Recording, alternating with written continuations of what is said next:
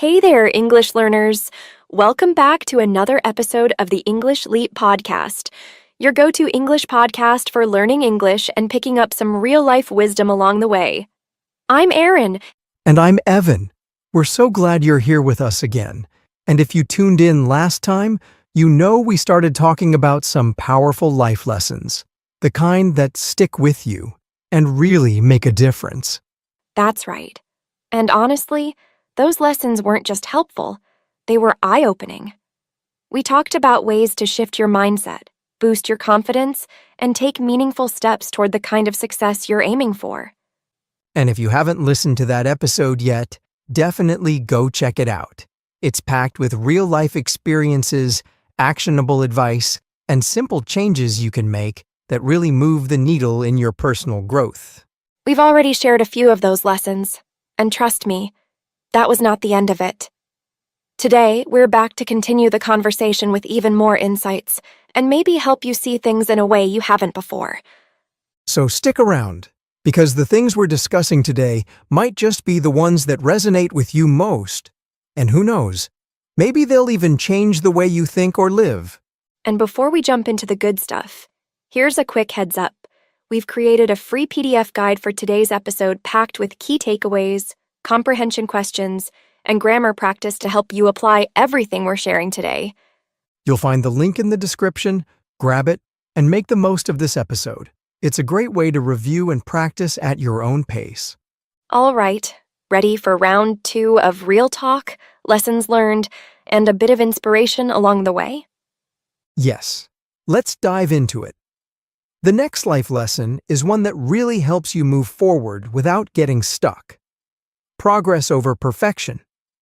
I used to get stuck thinking everything had to be flawless before moving forward. Whether it was starting a new project or practicing English, I thought, if it's not perfect, I shouldn't even try. That mindset kept me paralyzed. I totally get that. For me, it was always about hesitation. I remember wanting to start a blog to improve my writing skills in English, but I kept putting it off. Why? Because I was scared of making mistakes. And guess what? I didn't write anything for months. That fear of not being perfect literally hindered my progress. It's like waiting for all the traffic lights to be green before leaving your house. It's never going to happen. The truth is, perfection is an illusion. Every mistake, every rough draft, every awkward sentence, it's all movement, and that's what gets you better. Absolutely. And here's something for our English learners. Don't wait to speak until you feel fluent. Speak now, even if it's not perfect. Each attempt is practice, and each practice leads to improvement. Celebrate the small wins, like having a short conversation or understanding a podcast. That's progress. Spot on. Perfection is the enemy of progress. So focus on getting better, not being perfect. Trust us. Progress feels a lot better than being stuck. And you know what?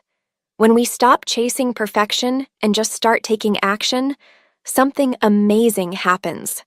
We begin to show up more fully, not just for tasks, but for moments.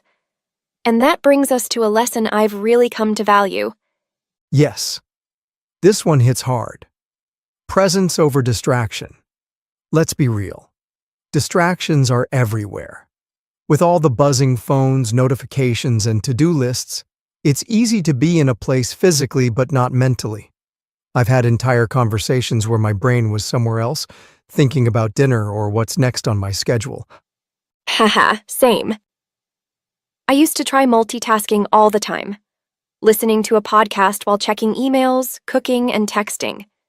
Guess how much I actually absorbed? Not much. Being present means giving your full attention to the moment, and honestly, that's when you learn the most. Right? It's like trying to water 10 plants with one small cup. You end up giving each plant just a few drops. When you're distracted, you're giving everything partial effort, and it shows. Yes, but if you focus it on one spot, you create real growth. Presence is about focusing your attention. When you're truly present, you learn better, connect better, and even retain information more effectively. It's the same with learning English. Focused practice beats distracted practice every time. Exactly. If you're studying vocabulary while scrolling Instagram, it won't stick. But if you take even 15 minutes of focused time, just you and your English material, you'll retain so much more. So, for our listeners, especially English learners, try this. Set a timer for 15 minutes. No phone, no distractions, just you and your English practice. Give your full attention to a lesson or conversation. You'll be surprised how much more connected and effective your learning becomes. And here's the cool part. When you're present, you start to notice the little things, the good moments, the progress. And that's where gratitude comes in, which brings us to our next life lesson. Yes, gratitude shifts everything. There was a time when I felt stuck, always thinking about what I didn't have. But then I started writing down 3 things I was thankful for every day. Simple things like finishing a task, learning a new phrase in English, or even just having coffee with a friend. That sounds so familiar. I used to focus on what I was missing. More time, more money, more skills. But when I shifted to gratitude, I felt more content and less stressed. It helped me reframe my situation. And I love that word, reframe. Gratitude doesn't mean ignoring problems. It means not letting them overshadow everything else. It brings balance to your mindset. Right. So, if you're learning English and feeling like it's not enough, take a moment to reflect. I understood that sentence today. I used a new word. That's progress worth appreciating. A simple gratitude journal, or just thinking of what went well today, can change your energy, your focus, and your motivation. And gratitude also helps with something that can really weigh us down, trying to control everything. Which leads perfectly into our next life lesson. Oh, this one hits home. I used to be a total control freak, trying to manage every detail, predict every outcome. But life doesn't always go to plan, and trying to control the uncontrollable left me feeling overwhelmed and tired. Yeah, I've felt that too. I remember prepping for an English test, stressing about what questions would come up, how others would perform, things I couldn't influence. It drained my energy. I had to learn to focus only on what I could control, my preparation, my mindset. Here's a metaphor I love. It's like carrying a heavy backpack full of stuff you don't need. Letting go of control is like unloading that weight. Suddenly, you can breathe easier. That's a great visual. For our English learners, you can't control how fast others learn or if someone corrects your grammar. But you can control your practice, your effort, and your attitude. Letting go of what you can't control frees up your energy for what actually helps you grow. Exactly. And once you've let go of what's beyond your control, something really powerful happens. You suddenly have more energy, clarity, and freedom to focus on what actually matters. Yes, and one of the most important things you gain back is time. When you stop stressing over everything, you realize just how valuable your time really is. Which brings us to a lesson that's shaped the way I live every single day. Okay, let's get into it. This next life lesson is all about how we use our most precious resource. Time is priceless. Spend it wisely. For a long time, I treated time like it was unlimited. I'd fill up my schedule, say yes to everything, and wonder why I always felt rushed and drained. Oh, I've done the same. There were days I'd feel so busy, but by the end, I'd realize I hadn't actually done anything meaningful. Time is like money. You can either invest it in things that bring value, or you can spend it without even noticing it's gone. Exactly. The difference is, you can earn more money, but you can't get back lost time. And once I realized that, I started being more intentional, blocking time for rest, learning, and the things that truly matter. For our English learners, This means being mindful of how you're practicing. You don't need hours every day. Just 15 to 20 minutes of focused learning can make a big impact if you're consistent. Totally. Use your time wisely, set goals, avoid distractions, and give yourself credit for using your time to grow. And speaking of using time wisely, one of the most powerful ways to protect your time and energy is learning to do this next thing. It took me a while, but it's been life-changing. Yep, learning this changed everything for me too. Let's talk about the power of saying no. I used to be the person who always said yes. Yes to helping, yes to extra work, yes to plans, even when I was exhausted. I didn't want to disappoint anyone. But in trying to make everyone else happy, I forgot about myself. I relate to that so much. There were times I agreed to things just because I didn't want to seem rude. But saying yes to everything left me drained, and honestly, sometimes even resentful. Learning to say no felt uncomfortable at first, but it gave me freedom. Saying no is about boundaries. It doesn't make you mean, it makes you wise. It's like building a fence around your peace. Not to shut everyone out, but to make sure you have space to thrive. And for English learners, this could mean saying no to time wasters or distractions, or even saying no to that inner voice that says, "Don't speak, you might mess up."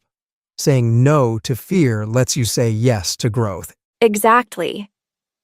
Protect your peace. Time and energy are limited. Don't give them away to everything and everyone. Sometimes no is the most respectful word you can say to yourself. And once you're protecting your peace and being intentional with your energy, there's one more thing that can truly transform your life and your relationships. It might sound simple, but trust us, it's powerful. And it starts with how you treat yourself. Absolutely. Invest in yourself. For a long time, I thought I had to earn self-care or learning time. But I realized I can't pour from an empty cup. Taking care of myself isn't a reward. It's the foundation of everything else. Absolutely. I started prioritizing things that help me grow. Reading, resting, practicing English, even just walking outside. And you know what? I started feeling more focused and energized. It's like maintaining a car. If you never service it, eventually it breaks down. Your mind and body need maintenance too. For our English learners, investing in yourself could mean setting aside time to study, buying a good course, or simply allowing yourself to rest so you can learn better tomorrow. Even listening to this podcast is an investment, so be proud of yourself. You're showing up for you, and that's powerful. Wow, Aaron, have you checked the time? Wait, seriously? I thought we just started. Right? We've been so caught up in today's chat, I didn't even realize how deep we got into it. That's what happens when the topic's this good. Time just slips away. Exactly. All right, friends, we're wrapping it up here. But don't worry, we've packed everything into the PDF guide for you, so you can go over all the key points, plus get some extra practice. And now it's time for something we know you look forward to. Let's pass it over to Charlotte for today's vocabulary breakdown. She's got some great words and phrases lined up for you. Hi everyone. I'm Charlotte, and here are some useful English words and phrases from today's episode to help boost your vocabulary, comprehension, and confidence. Let's get started. Mindset. Meaning, the way someone thinks about things. Example, a positive mindset can help you overcome challenges. Impactful. Meaning, having a strong effect. Example, his speech was short but very impactful. Move the needle. Meaning, to make a noticeable difference. Example, practicing every day really moves the needle in learning a language. Resonate with someone. Meaning, to feel connected to an idea or message. Example, her story about learning English really resonated with me. Paralyzed by fear. Meaning, unable to act due to fear or doubt. Example, He was paralyzed by fear before giving his speech. Hinder. Meaning, to make it harder to do something. Example, the noise hindered my ability to focus. Illusion. Meaning, something that looks true but isn't real. Example, the idea of a perfect life is often an illusion. Show up for yourself. Meaning, to take care of your own needs or goals. Example, she showed up for herself by taking a rest day. Retain information. Meaning, to remember or keep. Example, I find it hard to retain new words without practice. Reframe a situation. Meaning, to look at something differently. Example, she reframed failure as a learning opportunity. Overshadow. Meaning, to make something else seem less important. Example, his mistake overshadowed all the good work he had done. Control freak. Meaning, someone who wants to control everything. Example, I used to be a control freak about planning every detail. That's it for today. Try using these words in your own conversations or writing. And don't forget, you can review them all in the free PDF guide linked in the description. Keep learning, and I'll see you in the next episode. Thanks, Charlotte. Those words are super helpful. And remember, folks, practice makes progress, not perfection. And if you haven't already, grab your free PDF guide from the description. It's packed with everything you need to review, reflect, and reinforce what we talked about today. We'll catch you in the next episode with more real-life conversations, life lessons, and of course, more ways to boost your English. Take care, stay curious, and keep learning. We'll see you next time on the English Leap podcast. Bye for now.